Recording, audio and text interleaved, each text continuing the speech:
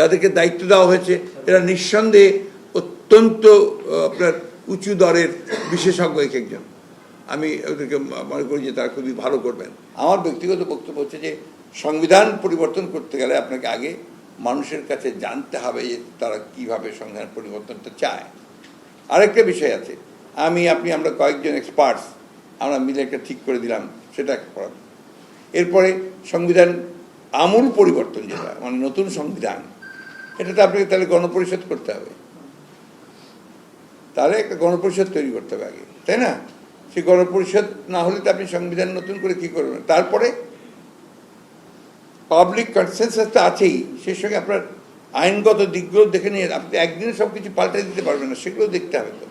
অর্থাৎ যেটা সবচেয়ে বেশি নিরাপদ হবে, জনগণের সঙ্গে কথা বলে জনগণের ফুল ম্যান্ডেটটা নিয়ে যদি আপনি আমূল পরিবর্তন করতে চান বা আপনি নতুন করে লিখতে চান সেটা, আর তা নাহলে বর্তমান এক্সিস্টিং যেটা আছে তার সঙ্গে যদি আপনি করতে চান তার সেটাও সম্ভব। অ্যামেন্ডমেন্ট আপনি করতে পারবেন না এমন তো কোনো কথা নেই, কিন্তু সেটাও আলোচনা করে যেটা আমি সেই জন্য যে কথাটা আমি বলেছিলাম আর কি, যে সেটা হচ্ছে যে আপনার নির্বাচনটা হোক, নির্বাচনটা একটা অবাধ নিরপেক্ষ সরকারের অধীনে হোক, আর ওই নির্বাচনের জন্য যেটুকু সংস্কার করা দরকার, নির্বাচন কমিশন প্রশাসন সেগুলোর সংস্কারগুলো দ্রুত করে নির্বাচনটা করে সেখানে আপনি সব কিছু করতে পারেন।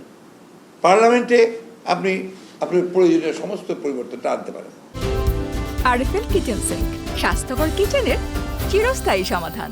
একটা বিপ্লবী সরকার হলে এই সরকারের উচিত ছিল বিপ্লবী সরকার করা, এই সংবিধানের অধীনে শপথ না নেওয়া, তাই করা ছিল। তো সেটা তো হয়নি, তো ওই সংবিধানের অধীনেই তো আপনার শপথ নিয়েছে, তাই না? তাহলে ওই জিনিসটাকে সামনে রাখতে হবে, এটাকে অস্বীকার করার তো উপায় নেই, রেখে আপনি সেভাবে করতে হবে আমাদেরকে।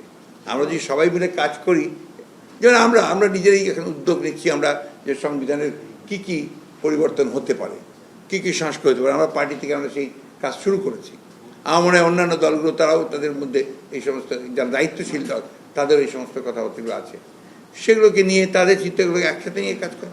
যাদেরকে দায়িত্ব দেওয়া হয়েছে এরা নিঃসন্দেহে অত্যন্ত আপনার উঁচু দরের বিশেষজ্ঞ একজন।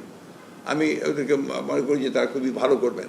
না, আমরা তো বলেছি যে তাকে আপনার এই সমস্ত যে হত্যার অভিযোগ এসছে, অন্যান্য যে অভিযোগগুলো এসছে, এগুলো তাকে আমাদের দেশে যে আদালত আছে সে আদালতে তাকে ফেস করতে হবে। নোবডি ইজ অ্যাবভ আপনার ল, আইনের সামনে আসতে হবে এবং অ্যাকাউন্টেবিলিটি এনশিওর করতে হবে। এবং উনি যদি সত্যিকার অর্থেই রাজনীতিবিদ হন, ওনার উচিত হবে নিজে এসে আপনার এখানে ফেস করা এই সমস্ত অ্যাকুজিশনসগুলোকে, যেটা আমার নেত্রী করেছেন। দেশনেত্রী বেগম খালেদা জিয়া লন্ডনে ছিলেন, তিনি চলে এসে এখানে সারেন্ডার করে তিনি কিন্তু আপনার এখানে ট্রায়াল ফেস করেছেন, তারপরে জেলও গেছেন, ফেস করে তিনি এখন মুক্ত হয়েছেন। এটাই হচ্ছে আমি মনে করি যে একজন political leader, that should be the attitude.